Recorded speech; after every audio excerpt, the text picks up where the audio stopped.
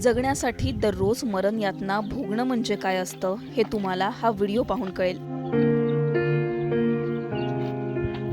तुम्ही पाहत असलेला हा व्हिडिओ आहे नंदुरबार जिल्ह्यातल्या धडगाव तालुक्यातील केलापाणी या गावचा।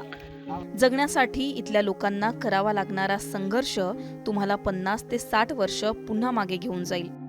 या गावात चालायला ना धड रस्ता आहे, घरात ना वीज आहे, पाणी तर नाहीच पण शाळाही नाहीये। गावापासून तब्बल 15 किलोमीटर अंतरावर हॉस्पिटल आहे।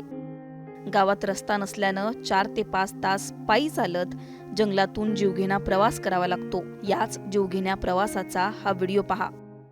आमच्याकडे रस्ता नसल्यामुळे ही परिस्थिती आहे। कारण की जर रस्ता राहिला असता तर आम्हाला या जळी बांधून घेऊन जावं लागलं नसतं। कारण की आजपर्यंत आपल्या भारत देश स्वतंत्र होऊन 77 वर्षे पूर्ण झाले, तरी देखील आम्हाला याच जळीतून बांधून घेऊन जाण्याची वेळ आली आहे। कारण की एकीकडे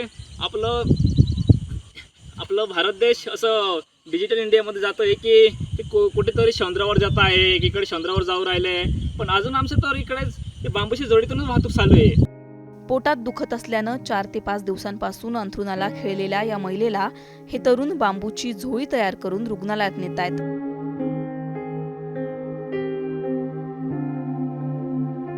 गावात रस्ताच नसल्यानं कुठलंही वाहन आत येऊ शकत नाही। आजारी माणसासाठी तब्बल 15 किलोमीटरचा रुग्णालयापर्यंतचा हा प्रवास म्हणजे मरण यातना भोगण्यासारखंच आहे। जंगलामधील रस्त्यांमध्ये प्राण्यांची भीती तर असतेच, पण उंच डोंगर चढून हा प्रवास करावा लागतो। त्यामुळे रुग्णासोबत 7 ते 8 जण असणं गरजेचं असतं। बांबूंच्या झोळीमधून अनेक गर्भवती महिला या गावातून रुग्णालयापर्यंत हा जीवघेणा प्रवास करतायत।